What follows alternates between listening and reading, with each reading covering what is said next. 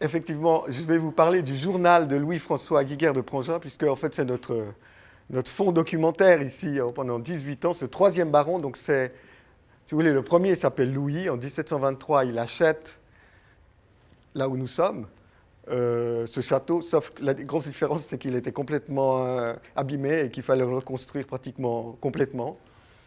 D'où le fait que pour avoir la place de faire travailler les corps de métier qui travaillaient sur le bâtiment, sur l'aile sud en particulier, celle du côté Genève, il a fallu remplir les fossés. Les archéologues nous disent qu'il y avait 25 mètres de profondeur, donc remplir ces fossés, qui était en fait une zone complètement morainique. C'était une moraine, vous imaginez. Bon, gros travail de combler ça pour faire ce potager, qui en partie servait évidemment à nourrir ses ouvriers et d'autre part à leur permettre de travailler sur une surface plane et d'amener les pierres, que sais-je, les poutres sur le chantier, donc sur l'aile sud du bâtiment. Voilà pour Louis. Louis n'a pas de descendant direct.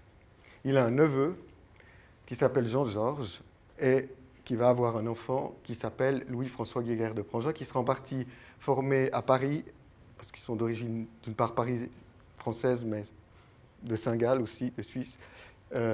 Et il va revenir, être formé à Genève, puis reprendre le château ici de Prangin. Et à partir, en fait, dans les dernières années de sa vie, vous voyez, 41 à 86, c'est pas vrai, c'est de 70 à 86, 1770 à 86 que vous allez avoir ce journal, donc il faut, on y arrive, voilà, ce journal dont j'ai extrait les parties potagères, si possible. 7 extraits, en fait, ça va pas être très long. Le premier extrait, ils sont dans l'ordre chronologique, donc 1772, le 16 juillet, et on lit qu'au milieu des 100 personnes qui nous croyaient embrasés, on utilisait l'orthographe de l'époque, s'est présenté un commissionnaire en livrée qui, d'un air bien riant, a remis à M. de Ribaupierre, donc le châtelain, 2 lettres et des plantons de pommes de terre. Alors, là, on sent un léger agacement de notre troisième baron qui dit « Ou cet homme-là est un grand philosophe, ou la stupidité insensible n'est pas de la philosophie. » Il s'est cependant retiré sans avoir seulement été mis dehors par les épaules. Honneur qu'un petit mouvement d'impatience légitime, s'il en est, aurait fort bien pu lui procurer. N'est-ce pas? On voit tout de suite le ton magnifique ici. Alors, remettons ceci dans le contexte. On cuisine, donc dans cette aile sud du bâtiment, on cuisine un peu violemment avec des huiles qui vont prendre feu. Le résultat, c'est que il va y avoir une monstre fumée qui va tellement bien sortir du bâtiment sud qu'il va y avoir une inquiétude du côté des baillis, là, du bailli de Nyon, du château, qui va envoyer un commissionnaire pour voir ce qui se passe. Et ils ont un peu pitié de ce qui leur arrive, et donc on se dit qu'on va offrir un petit cadeau, n'est-ce pas? C'est un peu mal barré. Alors on est en 1772, et c'est intéressant parce qu'en 1771, on a un agronome bernois qui s'appelle Samuel Engel, qui vient de Berne, mais qui a été à un moment donné, qui va être aussi bailli de Cossonay ou d'Orbe, je ne sais pas, enfin qui va jouer un rôle important dans la région. Il vient voir son beau-fils, le bailli Hartmann, qui est installé au château, et ce monsieur est très impressionné par l'état des champs, qui montre des cultures de céréales catastrophiques.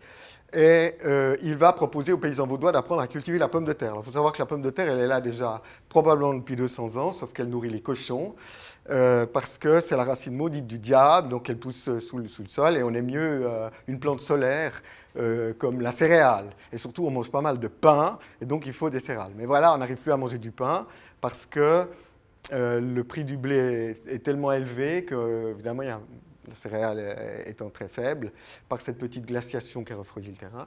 Et donc, on a des sérieux problèmes de disette. On est en période de disette. En 1771-72, on est en période de disette. D'où le fait qu'on propose aux paysans vaudois de cultiver la pomme de terre. Et on peut imaginer qu'on est là sous le bailli Hartmann et qu'il envoie son gars en lui disant « Tiens, rappelle-leur que on va vers la pomme de terre. C'est l'avenir. Donc, s'ils sont à moitié morts dans ce château, puisque ça fume et que ça doit brûler, il faut leur amener des pommes de terre, des plants de pommes de terre. C'est la bonne solution, n'est-ce pas? Voilà, c'est logique. Mais c'est mal perçu. Visiblement, c'est très mal perçu qu'on arrive pour sauver les gens avec des plants de pommes de terre. Voilà. Autre chose, les marquis de Florian arrivent de jour.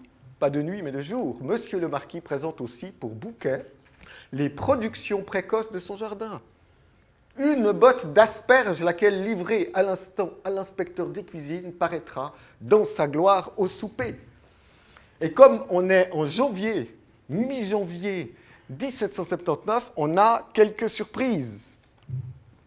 N'est-ce pas? On se dit que ces gens, ces aristocrates, ces marquis doivent avoir un système assez performant du style orangerie pour faire de l'asperge à ce moment-là. J'ai une autre interprétation. Je me suis dit qu'ils avaient, ces marquis étaient intéressés par l'ouvrage de Chaboll, qu'on trouve sur Internet. Et l'ouvrage de Chaboll, si je mets mes lunettes, ça ira mieux. De l'abbé Chaboll. Il s'appelle La théorie et la pratique du jardinage. Il est écrit en 1767, ce qui joue assez bien avec cette date. Et on conseille, dans ce manuel, de creuser des tranchées d'un pied, donc 30 cm de profondeur, assez large, pour y mettre du fumier de cheval, sauf erreur, de le tasser, de l'arroser. Le résultat des courses, c'est que ça nous fait un réchaud, ce qu'on appelle un réchaud. Ce n'est pas tout à fait le même réchaud dont on parlait tout à l'heure, mais il s'agit d'un réchaud. Donc la fermentation de ce milieu organique compressé va dégager de la chaleur, est exothermique, va dégager de la chaleur. Cette chaleur, évidemment, il faut la maintenir, donc on a l'habitude d'y mettre des coffres et des châssis pour garder la chaleur, et de ce fait, je pense qu'en quelques mois, ça veut dire octobre, novembre, décembre, mi-janvier maximum, on arrive à sortir des turillons d'asperges, qui apparemment sont très appréciés par les barons. C'est mon interprétation, je suis prêt à la... À Versailles, 5 mois par année. Ah voilà. Du roi, merci. Il va produire des asperges par la même technique. D'accord. Il remplaçait les chemins par du fumier qui venait des grandes écuries. D'accord. Ah voilà. Merci. Et à la même saison. Ouais. Voilà. Au grand désespoir des médecins de Louis XIV, vu qu'il avait de la goutte, l'acidurite, c'était pas génial, mais il raffolait de ça. Quoi. Ouais. Intéressant. Il faut savoir que l'asperge est une plante notoirement toxique, entièrement toxique. Alors évidemment, vous mangez rarement de l'asperge directement du terrain dans la bouche. Vous passez quand même par la phase cuisine, ce qui permet par la chaleur de supprimer ces toxines. Je ne connais pas le nom de ces alcaloïdes, mais bref, elles sont capables de se détruire par la cuisson, heureusement. C'est le cas pour les asperges blanches et vertes? Oui. Et la concentration maximum de ces toxines sont dans le petit fruit asparagus. Donc c'est une plante qu'on utilise facilement dans des bouquets. Donc il faut un petit peu faire attention si dans ces bouquets, en plus de l'asparagus, cette jolie sorte de plume qu'on va mettre dans les bouquets, abrite ces petites boules rouges qui deviennent noires, et puis qu'il y a des enfants dans la maison, ça peut poser quelques problèmes de tachycardie, puisque ça va accélérer le rythme cardiaque si on mange ces boulettes. Voilà. Maintenant, on est en 1779, le 5 juin. C'est souvent marqué jeudi ou mardi, on sait même le jour dans le journal. Je vous ai dit que ce journal a été écrit par lui-même avec sa femme, Mathilda, d'origine anglaise, je ne sais plus, et souvent, M. Rennes, qui est devenu le châtelain et qui est devenu un ami en même temps, aussi, participait aussi à l'écriture de ce journal. Voilà. Bref, j'ai mené M. de Saint-Symphorien aux Avouillons. Je lui ai tout montré, j'ai tout montré, sans lui faire grâce d'une laitue. Il a regardé en frère et en ami. Alors, je me suis dit, tiens, ça devait être quand même quelque chose, on vient de parler de la laitue, je n'ai pas besoin de prolonger, mais quand même, j'ai regardé dans l'encyclopédie d'Yverdon, donc publiée en 1772, je crois qu'il y a 36 volumes, ou 48, je ne sais plus, avec 36 000 entrées, et sous la laitue, il y a une bonne page, n'est-ce pas, avec la description d'une dizaine de sortes de laitues. Ça m'a intéressé de voir qu'il y avait même une laitue ensanglantée, Il y avait bien sûr la laitue Cabus ou pommée, il y avait la laitue romaine appelée aussi chicon, il y avait l'impériale ou laitue à feuilles de chêne, ça on la connaît encore aujourd'hui, etc. Donc le mot laitue apparemment recouvre tout ce qu'aujourd'hui on pourrait différer en endive, chicot, etc. C'est un terme assez général et il devait y avoir une grande valeur parce qu'il n'a même pas osé, en fin de la visite, de lui offrir une laitue apparemment. Ou alors c'est une forme, une expression, je ne sais pas, est-ce qu'elle est au deuxième degré ? Est-ce qu'il y a un deuxième degré là derrière? Je me suis posé la question si c'était au premier degré, que simplement la valeur était immense et ça couvre un large spectre, alors on ne pouvait pas prendre le risque de lui en donner une qui était plus rare que les autres ou je ne sais pas. Voilà. On va y revenir un petit peu sur laitue et autres. Il y a un voyage à la Vallée de Joux qui se fait en 1781, c'est le 11 août. Les maisons sont construites partie en pierre, partie en bois. On y fait des adjonctions. À mesure que la famille augmente, et l'on jouit ainsi du bonheur de vivre tous ensemble. De petits jardins bien cultivés, d'assez vastes champs d'orge et d'avoine, des plantations de choux, de pommes de terre, etc., fournissent tout ce qui est nécessaire à la vie, excepté le blé et le vin. Oui, le blé, le bled, quoi, le blé. Pardon? Il y a une remarque. Est-ce que... Du blé? Alors, tiens... Précisément, ce serait le froment ou ce serait général, ce bled? C'est général. C'est général, d'accord. Donc ça couvre plusieurs céréales, peut-être même l'orge et l'avoine, au sens large du terme.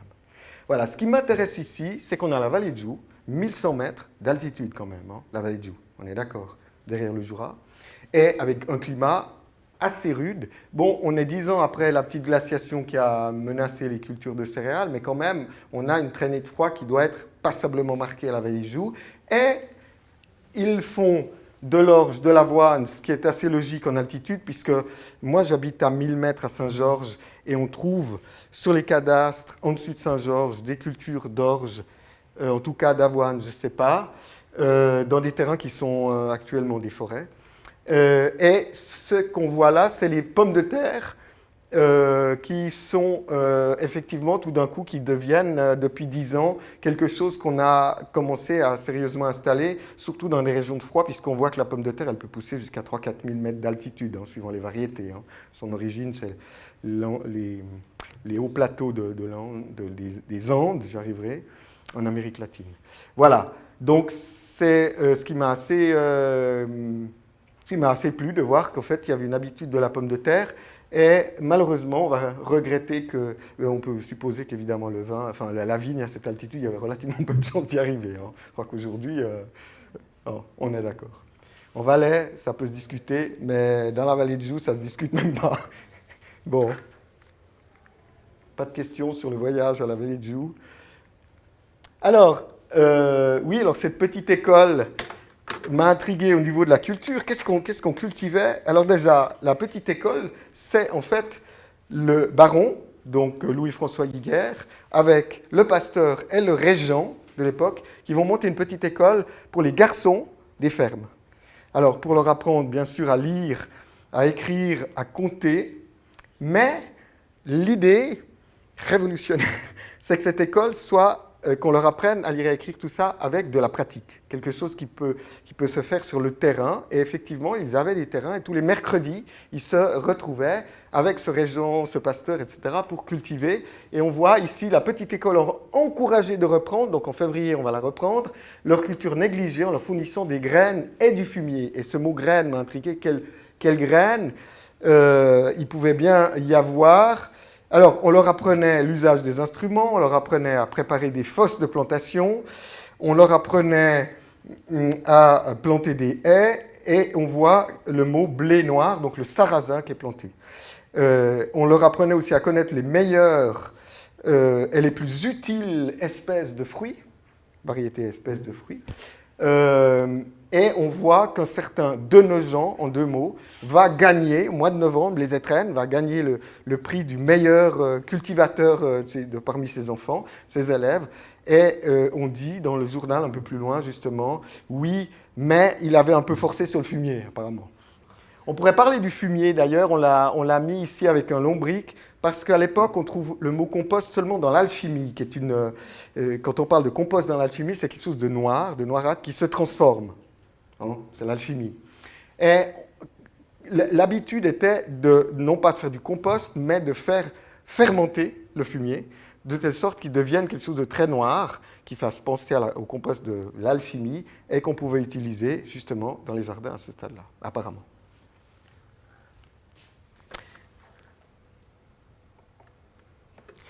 Ici, on est en juillet, on était 1784. Et puis Morges, et puis la fraîcheur et la tranquillité d'une belle soirée après une journée brûlante, et l'incommodité de la poussière. Si ce n'est pas magnifique. Le pas des chevaux se ralentit. Et nous voilà, me semble, retournant des champs à nos femmes, qui nous vont devoir donner une bonne salade et de doux propos, à quoi elles ont su pourvoir.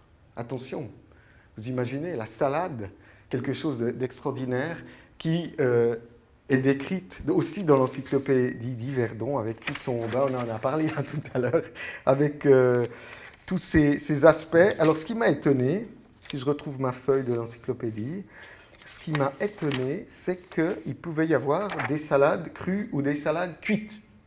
On est d'accord? Voilà. Mais le plus souvent, effectivement, des salades composées vraiment de toutes sortes de légumes crus avec les fleurs, et ce qui nous permet de faire ce lien entre le jardin de plaisance et de décoration et la gastronomie de décoration qui revient très à la mode, où on aime rajouter précisément toutes ces fleurs pour décorer, ou utiliser des légumes colorants, naturellement, comme les côtes de bête, etc. Voilà, et j'arrive sur le dernier. Tout va bien. Ouf. Le malaise. Donc on est en décembre 86, c'est l'année, sauf erreur, l'année de la mort de... Oui, 86, c'est l'année de la mort de Louis-François Guiguerre de Prangin. Et voilà, ça se passe mal. Le malaise de Monsieur de Prangin étant l'effet de la bile. On ne sait pas si c'est la bile blanche ou la bile noire. Il est au régime de légumes et fruits cuits au singulier et pour boisson la tisane de patience entrecoupée de limonade. Cela lui donne beaucoup de faiblesse. Il est en effet ordinaire des maladies de bile qui durent 40 jours. On traite ces maladies très doucement afin de ne pas trop éprouver le malade. Monsieur de Prangin dort passablement la nuit et trouve du goût à ce qu'il mange. Et là aussi, j'aime bien regarder dans l'encyclopédie d'Yverdon et m'apercevoir qu'effectivement, c'est une sorte de panacée en l'oseille en général et la patience en particulier. Et ça correspond parfaitement à ce qu'on cherche à l'époque. On a toujours l'impression qu'on est bouché de partout. Alors, on nous dit dans l'encyclopédie d'Yverdon que c'est des apéritifs désobstruants qu'on a là. On peut aussi utiliser contre des affections rhumatismales, arthrite, contre les obstructions invétérées. Voilà. Et on en prépare aussi des cataplasmes. J'ai fini, merci de votre patience.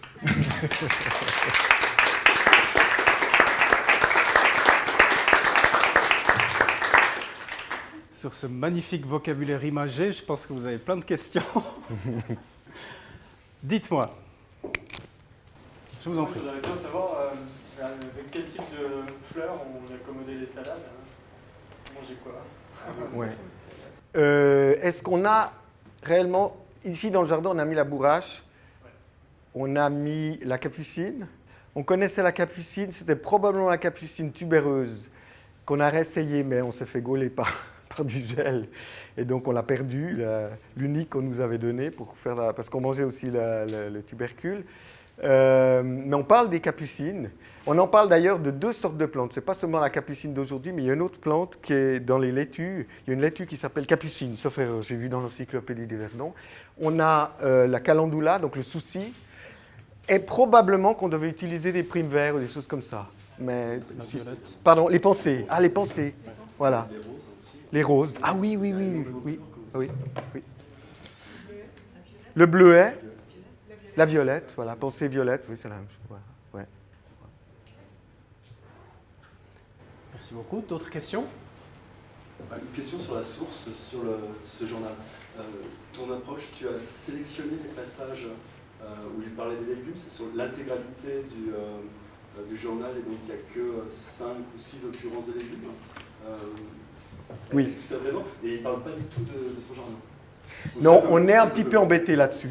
Vous m'entendez? Je parle comme ça, c'est plus simple. Oui.